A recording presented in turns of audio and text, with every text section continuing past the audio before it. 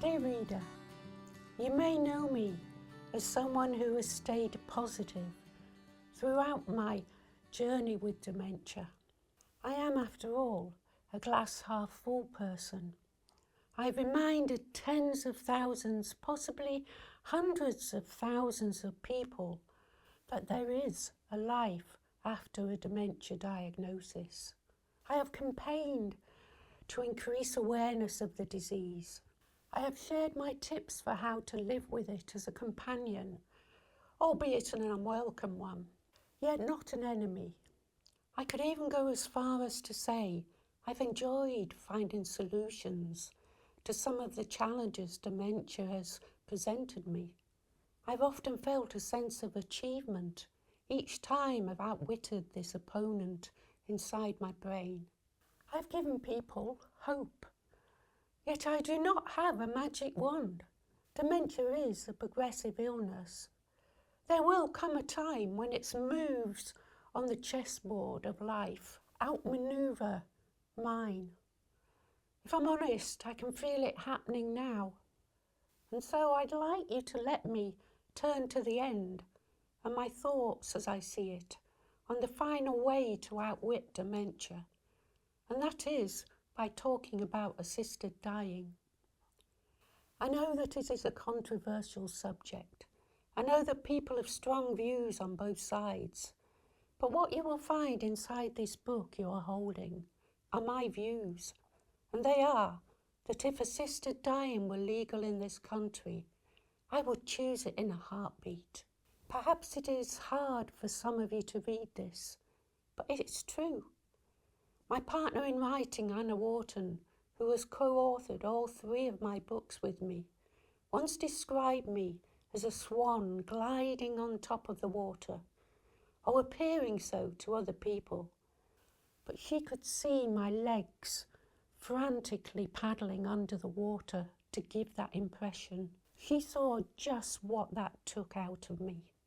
Those who know me well, like my wonderful daughters, understand that's how it works. They also know how exhausting it is becoming. Those legs are pedalling more frantically now. More often, I'm unable to give that impression of a swan gliding on the water's surface. Dementia is winning. That is why I would like the option of ending my life if I could, while I still have some dignity. While I can still make that decision before I go over the edge and into the fog of the disease altogether. Because once I have entered that fog for good, I will no longer be the Wendy you or even I know. I don't want dementia to take me into the later stages, that stage where I'm reliant on others for my daily needs, where others will decide for me when I shower, or may insist that I have a bath, which I hate. I don't want someone else to tell me when I eat or what I eat, or decide by the look on my face whether I am happy or sad. That is no life for me. That is no Wendy for me. And I don't want my daughters to see the husk of a person I will inevitably become. But sadly, assisted dying is not an option in this country. And so the fact is that this course for me, unless another intervention is made by nature or my own decision making, is inevitable. It is incredible to me that we pay so little attention to death when it is something that affects 100% of the population, regardless of wealth, intelligence, ethnicity or religion. That's why I wanted to talk about it in this book. One last thing, how to live with the end in mind. There is much you will find inside about planning for the end, but a large part of it is my argument that assisted dying should be legalised in this country, that people should be allowed to die with dignity and free of pain. The only choice we don't have in life is when we're born. For everything else, we as humans should have a choice of how we live and a choice of how we die. Facts and figures show that in those countries where assisted dying is legal, many people choose to live longer, having that magic potion or poison, however you want to look at it, within touching distance, enables them to choose life for much longer.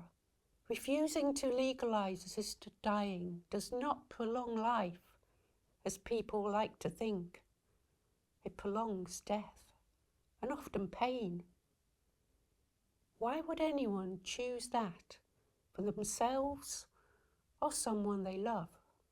It is my belief that to have an option within your grasp enables you to relax and live life. It will often make people choose life. If it were available to me, I could relax, knowing I didn't have to suffer or make the decision to die before I lose capacity to make the decision at all, which actually means going before I am ready. Through writing my last book, I spoke to many amazing people, both in favour of assisted dying and against it, and also those who champion palliative care. Many of those specialists believe we should concentrate on providing gold standard palliative care. But in my humble opinion, it shouldn't be a case of one or the other. And yes, of course, gold standard palliative care should exist for all, but so should the choice of assisted dying. Even with the most wonderful palliative care imaginable, that too could not stem the incoming tide of dementia. Palliative care doctors don't have a magic wand either. I like to think that I have always given hope to people, either those living with dementia, caring for people with dementia, or perhaps even those with other progressive illnesses. I don't think I've stopped giving people hope by bringing a spotlight onto the topic of assisted dying. Hope is having choice. Those who don't agree with assisted dying can discard it as an option, but don't deny it as an option to the rest of us. I've always been pro-choice, always been in favour of legalising assisted dying, even before dementia came.